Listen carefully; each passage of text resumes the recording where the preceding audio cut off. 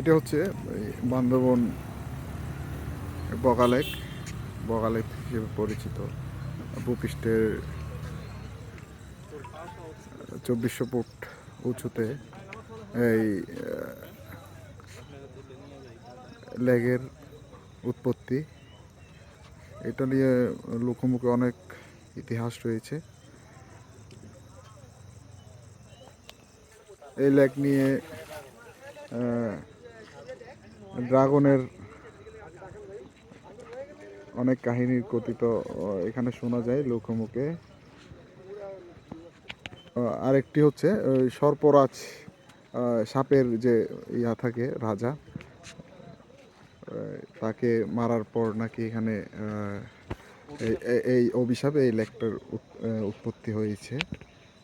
তো বৈজ্ঞানিক ব্যাখ্যা হচ্ছে এটা অগ্নিগিরির উৎপাতের কারণে এর গভীরতা এবং জলবদ্ধতার সৃষ্টি হয়। এটি গভীরতা এই লেকের এবং ভূপৃষ্ঠের 2400 ফুট উঁচুতে অবস্থিত, তাই এটা সবার কাছে একটি ঐতিহাসিক হয়ে রয়েছে আর কি।